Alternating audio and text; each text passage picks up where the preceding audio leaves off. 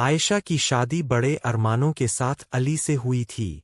उसके दिल में एक ही सपना था, एक नया घर, जहां उसे प्यार और अपनापन मिलेगा। लेकिन जैसे ही वह अपने ससुराल पहुंची, उसे कुछ अजीब सा महसूस हुआ। घर बहुत पुराना था, दीवारों पर हल्की दरारें थीं, और अंदर एक अजीब सी खामोशी थी, जैसे वहां कुछ छुपा हुआ हो। दरवाजे पर उसकी सास, शमीम, खड़ी थी। उसने हल्की सी मुस्कान दी, लेकिन उसकी आंखों में ठंडापन साफ दिखाई दे रहा था। अंदर आओ, ये घर अब तुम्हारा है, उसने कहा। फिर धीरे से जोड़ा, लेकिन यहाँ सब कुछ मेरे हिसाब से चलता है। आयशा ने चुपचाप सिर हिला दिया। शुरुआती कुछ दिन ठीक रहे, लेकिन जल्द ही असली सच्चाई सामने आने लगी। शमीम हर बात पर आयशा को डांटती। तुमसे इतना सा काम भी सही से नहीं होता। मेरे घर में आलस नहीं चलता। आयशा सुबह जल्दी उठती, खाना बनाती, सफाई करती, कपड़े धोती। लेकिन फिर भी उसे कभी सुकून नहीं मिलता। उसका पति अली भी हमेशा अपनी माँ का साथ देता।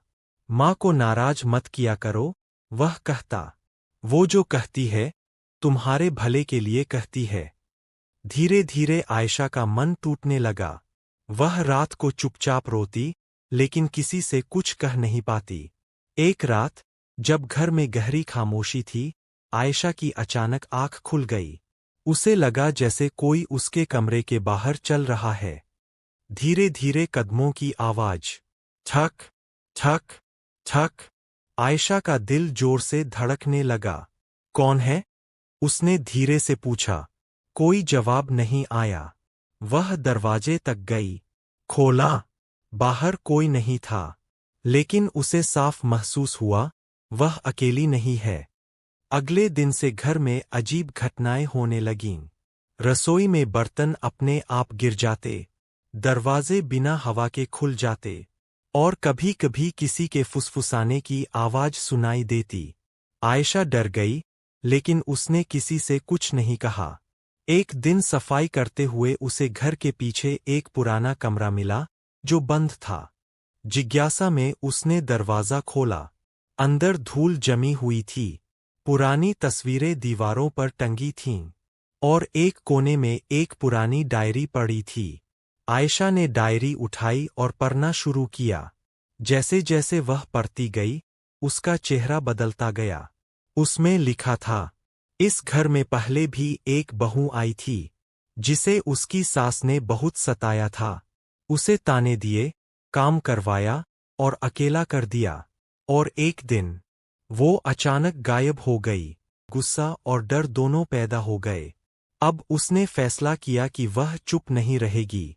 उसने सास के सामने सीधे कुछ नहीं कहा, लेकिन घर में होने वाली अजीब घटनाओं को उसने अपने तरीके से इस्तेमाल करना शुरू किया। रात में वह धीरे धीरे घर में आवाजें करती, चीजें हिलाती, और सास को डराने लगी। सास को लगने लगा कि घर में कोई आत्मा है। एक रात, जब शमीम अकेली थी, अचानक लाइट चली गई। अंधेरे में उसे लगा जैसे कोई उसके पीछे खड़ा है। एक धीमी आवाज आई, जैसा तुमने किया, वैसा ही तुम्हें मिलेगा। शमीम डर के मारे कांपने लगी। उसे अपने पुराने कर्म याद आने लगे। कुछ दिनों में शमीम पूरी तरह बदल गई। अब वह चुप रहने लगी, और आयशा के साथ उसका व्यवहार भी अच्छा हो गया। आयशा ने अपना बदला ले लिया था, बिना किसी नुकसान के, सिर्फ डर और एहसास। इसलिए हमें कभी भी किसी को इतना नहीं सताना चाहिए कि वो बदले पर उतारू हो जाए। अगर आपको ये कहानी अच्छी लगी हो तो चैनल को सब्सक्राइब करें और कमेंट करें। अरे हाँ, तुम स्क्रॉल करना बंद करो। पता है सब्सक्रिप्शन बिल्कुल मुफ्त है। अगर अभी नहीं दबाया तो फोन की बैटरी 1% पे अटक जाएगी। तो इंतजार किस बात का, अभी सब्सक्राइब करो।